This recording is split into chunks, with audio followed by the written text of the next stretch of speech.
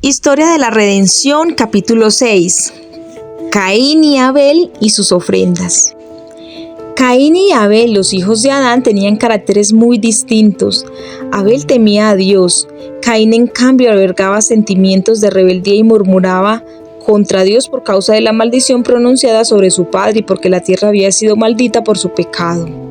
A estos hermanos se les había enseñado todo lo concerniente a la provisión hecha para la salvación de la raza humana. Se les requirió que pusieran en práctica un sistema basado en la humilde obediencia, que manifestaran reverencia hacia Dios y su fe y su dependencia en el Redentor prometido por medio de la muerte de los primogénitos del rebaño y la presentación solemne de ellos junto con su sangre como holocausto ofrecido al Señor. Este sacrificio los induciría a recordar siempre su pecado y al Redentor venidero, que habría de ser el gran sacrificio realizado en favor del hombre. Caín trajo su ofrenda a Dios mientras murmuraba y manifestaba infidelidad en su corazón con respecto al sacrificio prometido. No estaba dispuesto a seguir estrictamente el plan de obedecer y conseguir un cordero para ofrecer con los frutos de la tierra. Simplemente tomó lo de la tierra y pasó por alto el requerimiento de Dios. El Señor había hecho saber a Adán que sin derramamiento de sangre no hay remisión del pecado. Caín no se preocupó siquiera por llevar lo mejor de sus frutos. Abel aconsejó a su hermano que no se presentara delante del Señor sin la sangre de los sacrificios. Caín, puesto que era el mayor, no quiso escuchar a su hermano. Despreció su consejo y con dudas y murmuraciones con respecto a las necesidades de las ofrendas ceremoniales, presentó su ofrenda, pero Dios no la aceptó. Abel trajo los primogénitos de su rebaño y de los mejores como Dios lo había ordenado y con humilde reverencia presentó su ofrenda con plena fe en el Mesías venidero. Dios la aceptó. Una luz procedente del cielo consumió la ofrenda de Abel. Caín no vio manifestación alguna de que la suya hubiera sido aceptada. Se airó con el Señor y con su hermano. Dios estuvo dispuesto a enviar un ángel para que conversara con él. Este le preguntó por qué estaba enojado y le informó que si obraba bien y seguía las indicaciones que Dios le había dado, el Señor lo aceptaría y apreciaría su ofrenda. Pero que si no se sometía humildemente a los planes de Dios y no creía ni le obedecía, esta no podría ser aceptada. El ángel dijo a Caín que no había injusticia de parte de Dios ni favoritismo por Abel, sino que como consecuencia de su propio pecado y desobediencia al expreso mandamiento del Señor, no podía aceptar su ofrenda, pero que si obraba bien sería aceptado por el Altísimo y su hermano lo escucharía y él tomaría la delantera porque era el mayor. Pero aún después de haber sido fielmente instruido, Caín no se arrepintió. En lugar de censurarse y aborrecerse por su incredulidad, siguió quejándose de la injusticia y de la parcialidad de Dios, e impulsado por sus celos y su odio, contendió con Abel y lo cubrió de reproches. Este mansamente señaló el error de su hermano y le demostró que el mal estaba en él mismo. Pero Caín odió a su hermano desde el momento cuando Dios lo manifestó las pruebas de su aceptación.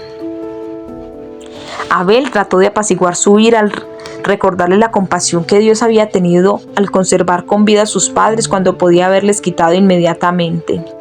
Le dijo que Dios los amaba, pues así no hubiera sido, no habría dado a su hijo, inocente y santo, para que soportara la ira que el hombre merecía sufrir por su desobediencia.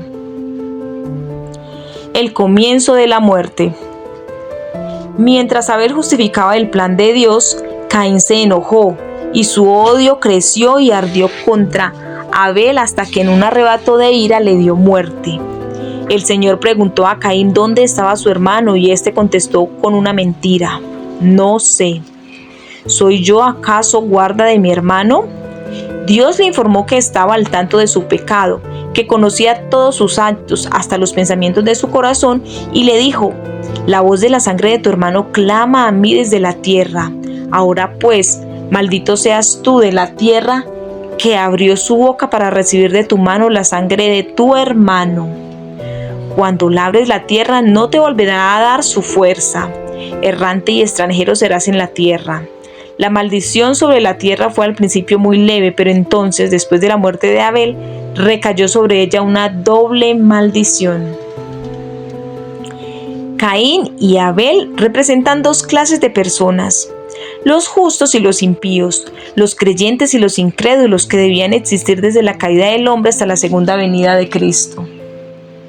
Caín, que mató a su hermano Abel, representa a los impíos que tendrán envidia de los justos y los odiarán porque serían mejores que ellos.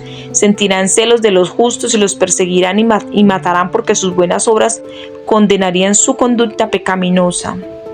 La vida de Abraham fue una vida de tristeza, humildad y continuo arrepentimiento.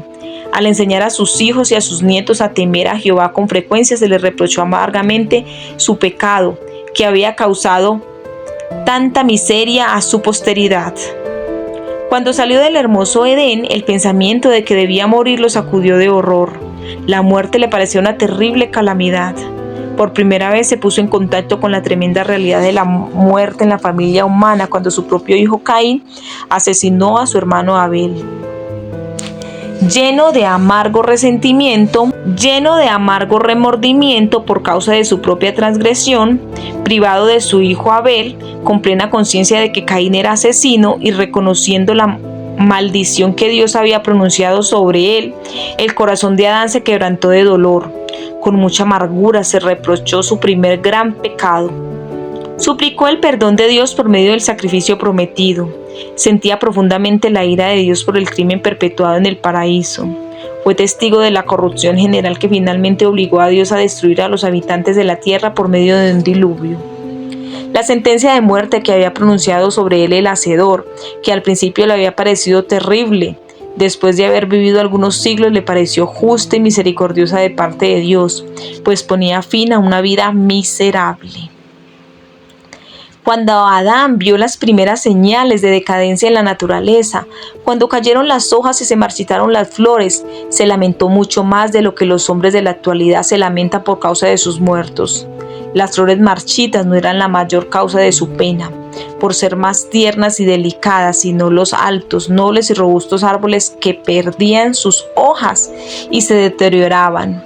Era para él un preanuncio de la destrucción general de la hermosa naturaleza que Dios había creado para que beneficiara especialmente al hombre. A sus hijos y a los hijos de ellos, hasta la 9ª generación, les describió las perfecciones de su hogar en el Edén y también su caída y sus terribles resultados, y la carga de pesar que le sobrevino como consecuencia de la escisión que se produjo en su familia y que desembocó en la muerte de Abel. Les mencionó los sufrimientos que Dios había permitido que cayeran sobre él para enseñarle la necesidad de adherirse estrictamente a su ley. Les declaró que el pecado sería castigado en cualquiera de sus manifestaciones. Les suplicó que obedeciera a Dios, quien sería misericordioso con ellos y lo amaba y lo temían. Los ángeles se comunicaron con Adán después de su caída y le informaron acerca del plan de salvación y de que la raza humana no estaba fuera del alcance de la redención. A pesar de la terrible separación que se había producido entre Dios y el hombre, se había hecho provisión en la ofrenda de su amado Hijo, en medio de quien éste podía ser salvo. Pero su única esperanza era vivir una existencia de humilde arrepentimiento y fe en la provisión hecha. Todos los que aceptaran a Cristo como su único Salvador gozarían de nuevo del favor de Dios por medio de los méritos de su Hijo.